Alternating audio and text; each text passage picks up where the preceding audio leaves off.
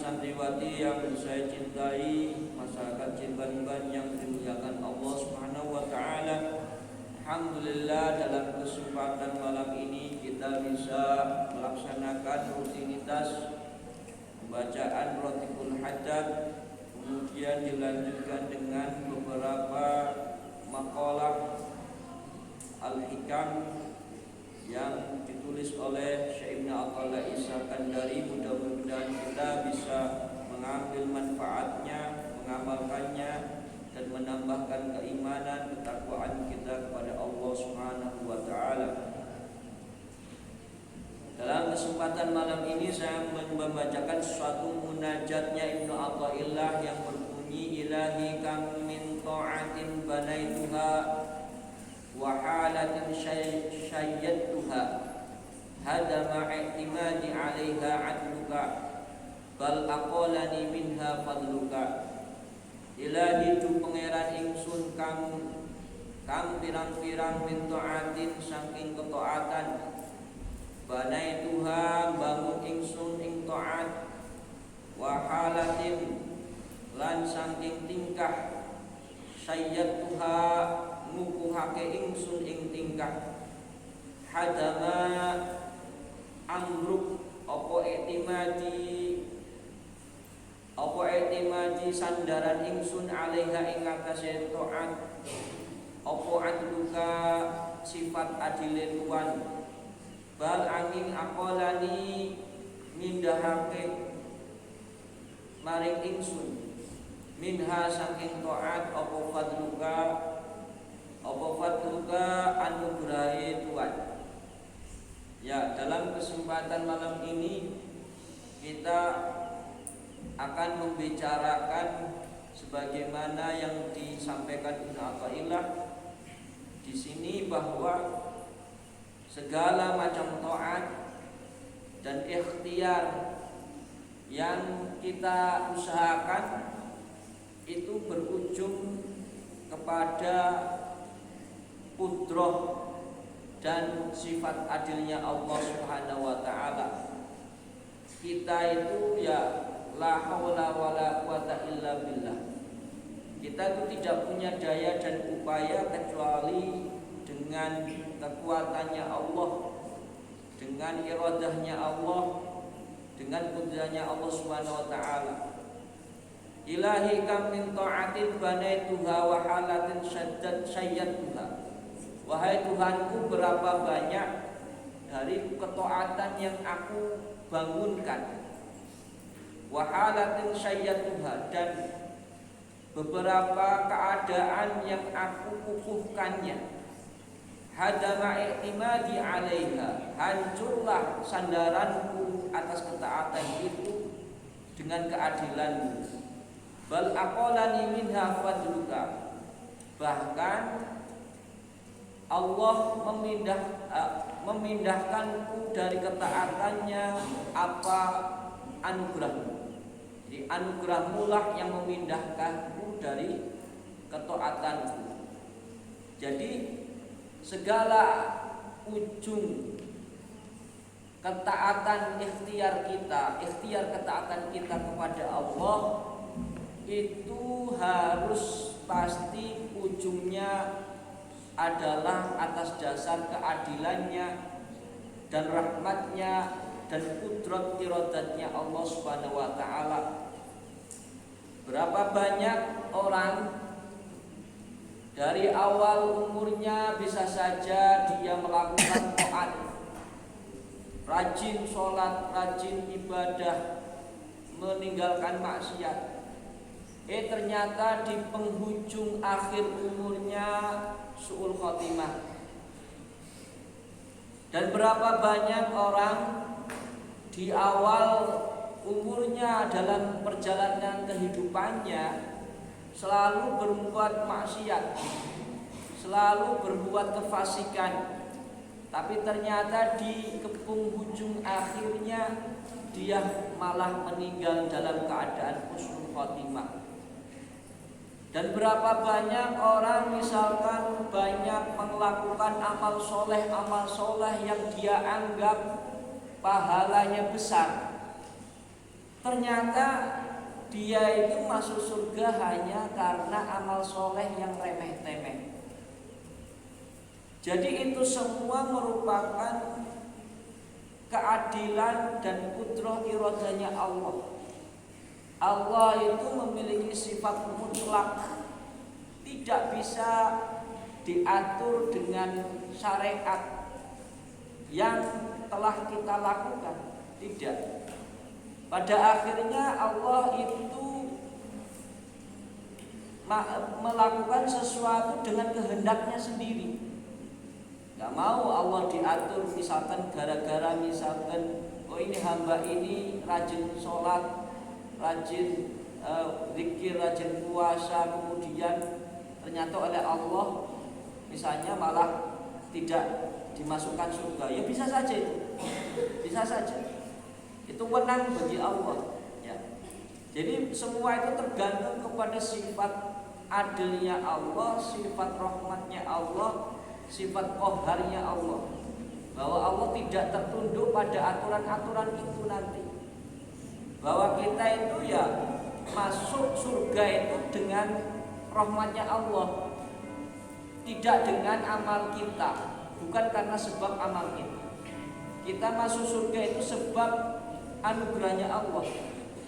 bukan sebab pahala kita yang kita dapatkan, tidak bisa. Ya, jadi kita tidak bisa mengandalkan amal-amal kita di hadapannya, yang hanya bisa kita tawakal pasrah pada Allah Subhanahu wa taala. Berapa banyak misalkan sebagaimana saya tadi utarakan, contohnya adalah Syekh Barseso, ya, ulama Bani Israel yang dengan ketaatannya, kerajinannya, kesolehannya, pada penghujung akhir hayatnya ternyata melakukan sesuatu yang mungkar, yang akhirnya tentunya berujung kepada su'ul khotimah. Berapa banyak misalkan dari contoh ahli maksiat, seorang wanita yang tentunya wanita malang, ya karena hanya gara-gara ngasih minum kepada anjing yang kehausan, itu bisa masuk surga. Padahal seumur hidupnya wanita tersebut maksiat. Dan berapa banyak misalkan contoh kayak Imam Ghazali, amal solehnya gede, rajin, seorang ulama pengarang kitab masyhur, ulama yang soleh, ternyata diriwayatkan masuk surganya hanya gara-gara mempersilahkan lalat minum dari air tinta pulpennya, dari amal yang remeh-temeh. Jadi bukan ukuran banyak pahala dan amal soleh kita yang memasukkan surga, tapi rahmat dan sifat adilnya Allah. Maka ketika melakukan banyak ketaatan, kita itu tidak boleh bangga. Tidak boleh bangga. Wah, malam-malam kamu bangun, yang lainnya tidur. Enggak, kamu sudah tahajud, sudah zikir, sudah munajat. Saya nih, cuma saya yang soleh, kamu nggak soleh, pada tidur. Nah, itu sudah bisa, tidak bisa diandalkan kalau sudah amal seperti itu. Berapa banyak orang dikira bahwa itu adalah ahli maksiat menurut kebanyakan orang. Ternyata suatu saat dia adalah seorang wali, ya, yang tidak diketahui kesolehannya oleh banyak orang. Jadi kita tidak bisa suudzon kepada orang lain apakah dia soleh ataupun toleh, buruk atau baik, dan kita tidak bisa beranggap ujub membanggakan diri kita itu orang yang soleh, tidak bisa. Mana ada orang itu cantik tetapi dinilai oleh dirinya sendiri. Saya cantik, kamu goreng. Nggak ada. Saya soleh, cium tangannya dong. Nggak ada. Penilaian itu pasti dari orang lain, ya, bukan dari diri sendiri. Kalau dari diri sendiri itu namanya ujub. Nah, kalau menjelekkan orang lain namanya hina. Ya, ini. Jadi apa yang kita usahakan dan ikhtiarkan suatu saat nanti itu berujung pada rahmatnya Allah. Pada rahmatnya Allah. Ada 2 orang ahli neraka. Ahli neraka kemudian dipanggil yang satu oleh Allah Subhanahu wa taala. Kamu masuk neraka. Oh, siap. Ya Allah, saya siap masuk neraka. Kenapa kamu kok tiba-tiba nurut kepada saya? Ya Allah, saya selama di dunia itu selalu membangkang Engkau. Mumpung sekarang Engkau masih memerintahkan saya kali ini akan nurut untuk masuk neraka, walaupun harus nyebur ke neraka. Ya. Oh gitu ya. Oh ya sudah. Kalau begitu Engkau masuk surga. Ya, masuk surganya Allah. Ya itu kan karena rahmatnya Allah. Ya. Ya, yang satu orang lagi punya, engkau masuk neraka. Enggak ya Allah. Saya nggak mau masuk neraka. Kenapa? Saya berharap engkau punya rahmat yang besar daripada dosa-dosa. Dosaku itu tidak seberapa seperti buih di lautan, tidak sebanding dengan air lautnya. Rahmatku itu seperti air laut banyaknya. Oh gitu ya. Oh, masuklah ke surga. Ya, akhirnya masuk surga. Ya itu kan.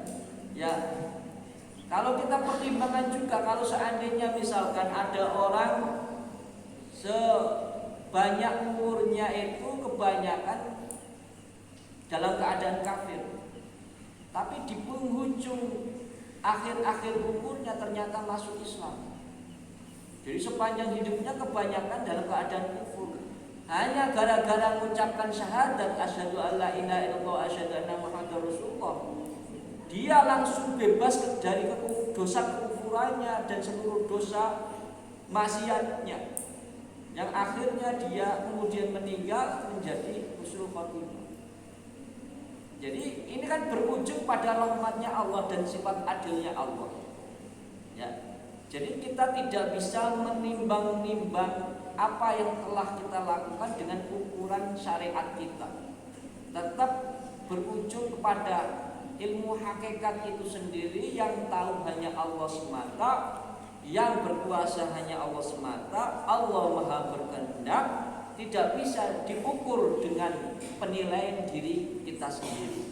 Karena ya tidak ada yang bisa menilai akan kehendak Allah SWT, nggak bisa. Allah itu tidak bisa diatur-atur oleh takaran-takaran syariat, tidak bisa. Ya, tidak bisa seperti itu. Jadi yang terpenting bagi kita adalah memperbanyak rojak, memperbanyak harapan kepada Allah ketika kita melakukan dosa besar. Dan kemudian juga memperbanyak istighfar. Bahwa kita itu istighfar kita sendiri butuh diistighfari. Amal soleh kita itu butuh diistighfari. Karena tidak ada yang sempurna. Tidak bisa kita melakukan kesempurnaan dalam berbagai macam bentuk amal. Oleh karena itu perlu kita istighfari. Jangan sampai kita ujub, jangan sampai kita bangga diri. Apa yang bisa kita banggakan? Tidak ada. Kita cuma nanti mengandalkan rahmatnya Allah dan mengandalkan berharap kepada syafaatnya Rasulullah SAW. Bahwa kita ya la haula wala quwata illa billahil aliyyil azim. Ilahi anta ta'lamu wa illam tadum ta'atun minni fi'lan jazman faqad damat mahabbatan wa azman. Ilahi, hai Tuhanku, anta ta'lamu, engkau tahu, wa illam tadum ta'atun minni fi'lan jazman, dan meskipun ketaatanku tidak langgeng secara perbuatan dan keinginan, faqad damat mahabbatan wa azman, maka ketaatanku itu benar-benar langgeng dalam bentuk kecintaan dan keinginan. Ya. Ini masih ada kaitannya dengan yang di atas, bahwa ketaatan yang kita lakukan itu tidak ada yang istilahnya dawam, yang istiqomah. Ya. Kadang manusia itu taat, besoknya dosa. Kadang pagi ini sholat subuh berjamaah, besok bangun kesiangan. Ya, kadang hari ini sholat zuhur tepat waktu, besok bangunnya asar sebelum sholat zuhur. Ya, itulah sifat manusia. Sulit untuk dawam, untuk istiqomah. Kalau sudah dawam istiqomah, kamu sudah jadi wali, sudah kekasih Allah. Tapi sangat jarang untuk bisa ikhtiar ke dalam keistiqomahan kita. Yang ada hanya keinginan. Kau pingin tahajud, pingin rasanya tahajud. ternyata tidak bangun. Ingin melakukan amal soleh itu ini ternyata tidak tercapai. Nah inilah bahwa ketaatan kita itu kalau selang-seling antara taat dan maksiat tentunya tidak bisa kita andalkan menjadi sebuah pahala yang bisa memasukkan kita kepada surganya Allah. Tapi rasa kecintaan itu harus ada, azam atau keinginan itu harus punya untuk melakukan ketaatan. Maka Nabi menyatakan niatul mukmini khairun min amali. Niatnya seorang yang beriman itu lebih baik daripada amalnya. Ya. Dalam hadis Arba'in Nawawi juga disebutkan kalau orang niat melakukan sesuatu tapi tidak sampai dia melakukannya, maka ditulis satu pahala. Tetapi kalau ada orang niat maksiat tapi tidak melakukannya, maka tidak ditulis apa-apa. Ini artinya bahwa rahmat Allah lah yang berjalan dan yang berlaku. Ya. Ada seorang sahabat namanya Nuaiman. Nuaiman itu seorang sahabat yang sukanya tidur di masjid. Tetapi ketika waktu jamaah sholat dia malah keluar, ya. Malah keluar, nggak ikut jamaah. Dia kerjaannya juga mabuk. Tapi dia selalu menghibur Rasulullah, membuat Rasulullah tertawa. Ya. Suatu saat Nuaiman itu bertanya kepada Nabi, "Ya Nabi Allah, apakah engkau mencintaiku?" Maka Nabi ya sebagai Nabi pada para sahabatnya, "Iya, aku mencintai." Akhirnya Nuaiman berlari keluar dari masjid, senang sekali, bangga. Nah, Abu Bakar mendengar hal itu. Abu Bakar As-Siddiq mendengar, "Ya Nabi Allah, bagaimana itu Nuaiman? Dia kadang mabuk, kadang meninggalkan sholat. Kok begitu bangganya, kenapa?" Kata Nabi, "Iya, aku mencintainya." "Oh begitu ya Rasulullah, kalau engkau mencintai Nuaiman, maka apalagi aku sebagai sahabat terdekat." "Iya, maka aku juga mencintai." Artinya apa? Bahwa walaupun orang itu seburuk-buruknya melakukan maksiat, tapi kalau masih ada iman, cinta kepada Allah, cinta kepada Rasulullah, akan ada syafaat yang akan ia dapatkan di akhirat nanti untuk selamat dari api neraka. Maka iman itu harus tetap kamu simpan dalam hati. Jangan sampai kamu hapus kecintaan kita kepada Allah, kecintaan kita kepada Rasulullah, kecintaan kita kepada ulama. Siapa tahu amal-amal itulah yang menjadi justru menyelamatkan kita, walaupun kita banyak dosa, walaupun kita selalu maksiat misalkan. Jadi tentunya kita harus memiliki sifat roja, harapan yang besar di hadapan Allah Subhanahu wa taala atas keselamatan kita, dan jangan sampai kita meremehkan amal-amal yang remeh-temeh. Siapa tahu itulah yang akan menolong kita. Ilahi kaifa a'zimu wa antal qahiru wa kaifa la azimu wa antal amiru. Ilahi, hai Tuhanku, kaifa a'zimu, bagaimana aku berkemauan keras, wa antal qahiru, dan engkau adalah maha memaksa, wa kaifa la azimu, dan bagaimana saya tidak mau berkeinginan, wa antal amiru, sedangkan engkau adalah zat yang memerintah. Maka ini adalah ibarah atau sebuah ungkapan tentang antara hakikat dan syariat. Hakikatnya kita itu selalu apa yang kita lakukan atas dasar kehendak, kudrah dan iradahnya. Maka kita tidak bisa berkeinginan sesuatu kecuali itu memang dari sifat qaharnya Allah, dari sifat memaksanya Allah. Dan kita harus berkeinginan melakukan sesuatu karena Allah memang yang memerintah. Ya, bahwa tindak tanduk kita, amaliyah kita itu tidak bisa berkeinginan kecuali atas kehendaknya, dan semuanya itu atas kehendak Allah.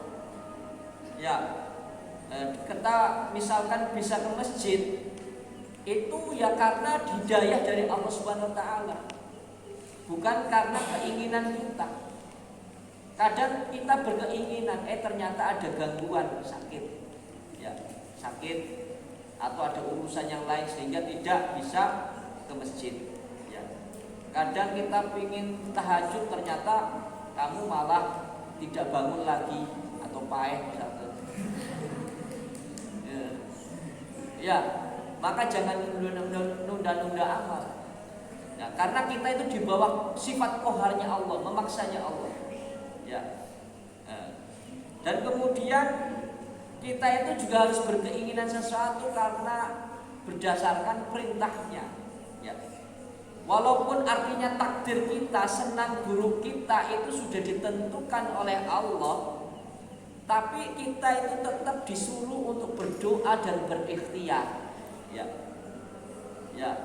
Kita tetap memohon kepada Allah, meminta kepada Allah. Tetap kita berikhtiar, bekerja, mencari rezeki. Padahal walaupun rezeki itu sudah ditentukan oleh Allah, tetap kita harus bekerja karena itu perintah Allah untuk mencari nafkah. Tetap kita harus berdoa, memohon kepada Allah keselamatan, walaupun sebenarnya buruk atau baiknya kita itu sudah ditentukan. Tetap kita berdoa karena doa itu juga perintah Allah Subhanahu wa taala. Jadi ini antara ilmu hakikat dan syariat. Syariatnya kita harus berikhtiar, harus usaha, harus punya kemauan. Tapi hakikatnya semua itu apa yang kita ikhtiarkan, apa yang kita kehendaki, apa yang kita usahakan, itu semua di bawah sifat perkasanya Allah, sifat kudrohnya Allah, sifat takdirnya Allah yang tidak bisa kita elakkan akan ketentuannya nanti. Ya, cuma karena kita tidak tahu apa masa depan kita itu seperti apa, ya harus tetap ikhtiar, berdoa, munajat kepada Allah, kemudian kita tawakalkan kepada Allah atas segala urusan kita. Wallahu a'lam bishawab.